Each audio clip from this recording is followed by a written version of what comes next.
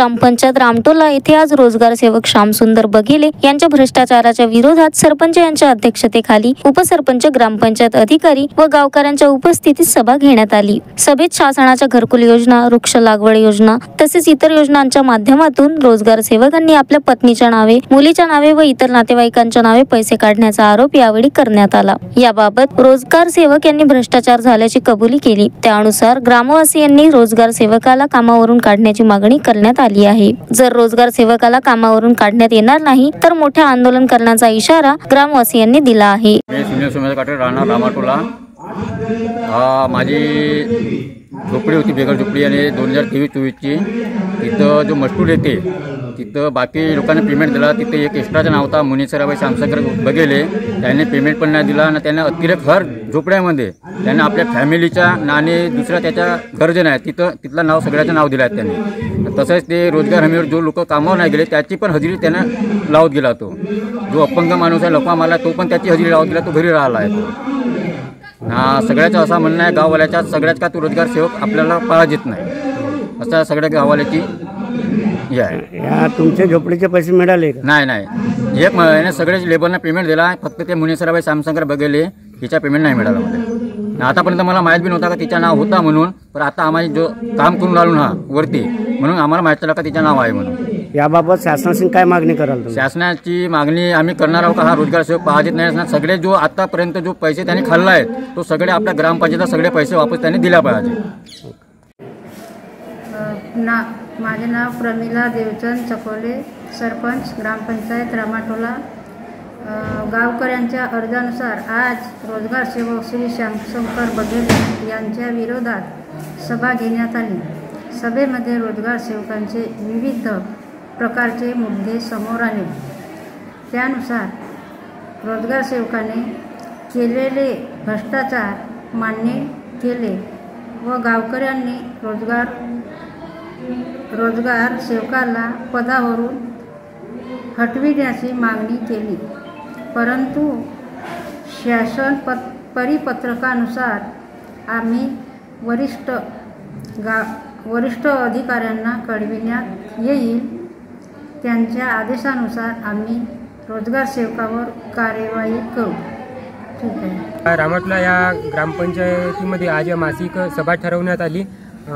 जे रोजगार सेवक आहेत श्यामशंकर जी बघेले त्यांनी गावामध्ये केलेला भ्रष्टाचार, नाला सरळीकरण असेल किंवा मग घरकुल योजना असेल किंवा वृक्ष लागवड असेल, तिथं लाखोचे बिलं मेंढे परिवाराच्या नावानं आणि रांगधाले परिवाराच्या नावानं काढून या गावामध्ये भ्रष्टाचार केला आहे आणि त्यांच्या विरोधामध्ये ही सभा घेण्यात आली आहे।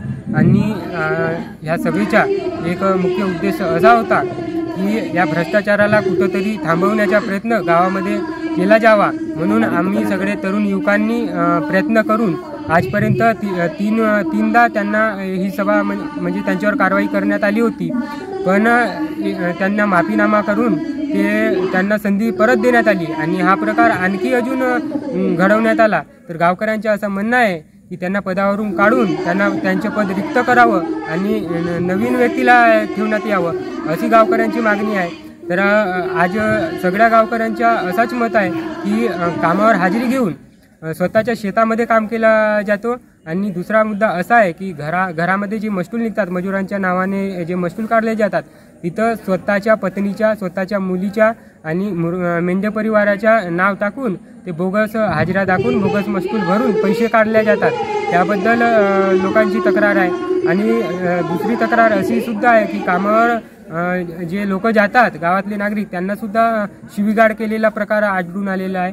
आणि तिसरा प्रकार असा सुद्धा आहे की गावकरी म्हणतात की जे वृक्ष लागवड होत आहेत, प्लांटेशनमध्ये जे वृक्ष लागवड होतात तिथं जे गड्डे आहेत, जे जास्तीचे गड्डे खोदले जातात ते बिल दुसऱ्याच्या नावाने बिल काढण्यात आले, जी लोक कामाला जाऊ सुद्धा शकत नाही।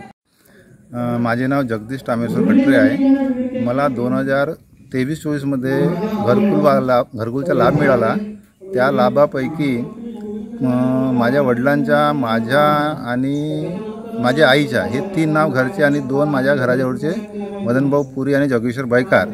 ह्यानंतर आम्हालाही वाटलं की पैसे एवढे झाले असतील बा, पण आम्हाला हे 23-24च्या एवढा काळ लुटल्यानंतर जेव्हा गावच्या मुलांनी जे तक्रार आणि छानबीन केला तेव्हा माहीत चालला की आमचे पैसे मिळून गेले होते, पण त्या रोजगार सेवकाने आम्हाला आतापर्यंत दिले नव्हते.